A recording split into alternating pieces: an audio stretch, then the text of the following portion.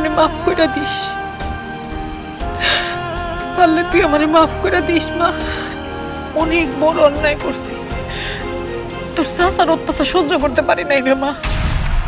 তোর চাচার অত্যাচার সহ্য করতে না পারা বড় মজলিসে তোরে আমি চোর সাজাইছি।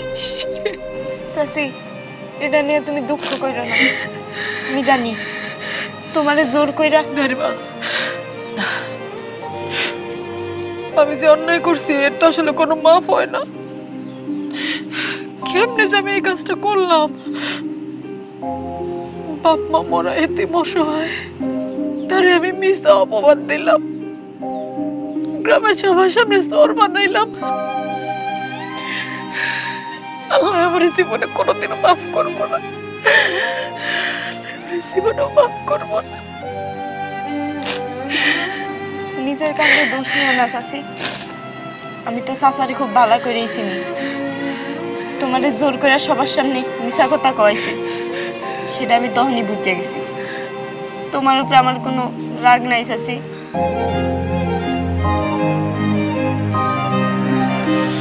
এই কামটা করলো কেন? এই মনি, তোর এই সর্বনাশটা কেন করলো রে? মেয়েটার ঘর পুরা পুরা ছাই করে ফেলাইছে। দেখছিস তুই কি সর্বনাশ কাণ্ড? সর্বনাশ চেয়ারম্যান সাহেব, সর্বনাশ তো আর নাই, সর্বনাশ আমার। এই মিয়া, তোমার আবার কি হলো? তোমার তো ঘর পড়ে নাই। তো কি, আমি তো টাকাটা হারাইলাম। আমি যে অক কাছে টাকাটা পাইতাম সেই টাকাটাও হারাইলাম না। হ্যাঁ, আমি ভাবছিলাম যে ঘর বাড়ি এই সমস্ত মাল সামানা তোর জানা বেচা টাকাটা শোধ দেব, সেটা তো হলো না, ঘর তো পুড়ে গেল। এই রয়েশ ভাই, তুমি একটু থামো তো। হ্যাঁ, তুই কি কয় সব? তুমি আসলে একটা পাষাণ, খালি নিজেরটাই ভাবো। এই মায়ের যে সব পুরো শেষ হয়ে গেছে, তার কথা একবার ভাবো না, খালি নিজেরটাই ভাবো। হ্যাঁ, আমি বাপু ওর লেগে, হ্যাঁ, ও তো টলক্ষী, জন্মের সময় বাপ মারা গেছে, তারপরে ভাইটা ছিল, ভাইটা ওর যন্ত্রণায় বাড়ি থেকে পলাই গেছে, এখন সব শেষ করে এর ঘরটাও খাই। আপনি কি কইতাছেন এগুলা? আল্লাহর রাস্তায় একটু থামবেন, থামবেন একটু। কে, আমি কি মিছা কইছি কিছু? কি জব্বার ভাই, আমি কিছু ভুল কইছি? ঘর হ্যাঁ, ঘটনা সত্য। এ রাইসু, কি এমনি মায়েরা পড়ছে বিপদে? কি কও? বিপদে হয়ে পড়ে নাই, বিপদে পড়ছি আমরা। আমরা যদি ওর লাগে থাকি না, একদিন আমাকেও রাস্তা নামতে হইব। এই রাইসু আমি কয়ে দিলাম। ঠিক আছে, এবার কদি তুমি কি করলে তোমার শান্তি হইব? কও।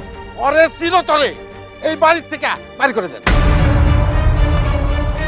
কও কি? আপনি কি কোন এগুলা?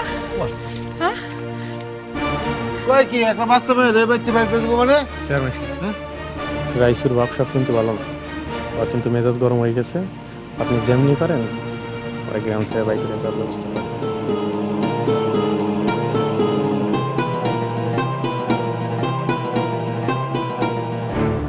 পাগল তো রাইসু মেয়ে।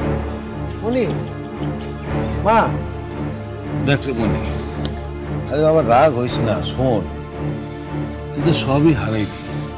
তোর বাপ মা ভাই, বাপের ভিটা, হ্যাঁ, তখন আর কিছুই থাকলো না। তুই এগুলা কেমনে সামাল দিবি? দেখ না, মানে তোরে কই, তুই রাগ না কইরা, জেদ না কইরা তুই শহরে যা, ওইটাই তোর জন্য ভালো হবে, ভালো থাকবি তুই। এই যাবার গুলজারের একটু খবর দে।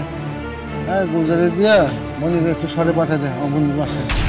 আচ্ছা, আজ কি করবি? কি কি কইতেছেন আপনারা এগুলা? হ্যাঁ, এত বড় শহরে একলা একটা মাইয়া, ও কই যাইবো, কার কাছে থাকবো? এই রাইসুর বউ, তুমি আমার কথাটা শোনো, বোঝো। ওরা আমি যেখানে পাঠাইতেছি শহরে আমার বন্ধুর বাসায়, ওরা খুব ভালো মানুষ, আর ও তো খুব আরামে থাকবো। মাটি সাটি নাই, সব টাইলসালা বাসা, খাইবো আর ঘুমাইবো। দেখবি শহরে যাইয়া তোর এমনই ভালো লাগবো, তুই তখন গ্রামে আর আইতেই যাবি না।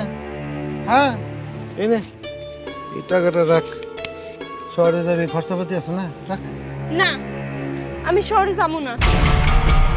এই তো মহাদিক দেরি করে। এই রাইসুর বউ, আরে বুঝাও তো, তো বাস থেকে বুঝাও। না, আমি যে পর্যন্ত আমার বাইরে খুঁজে না পাবো, আমি এই ঘর ছাড়া যাবই না।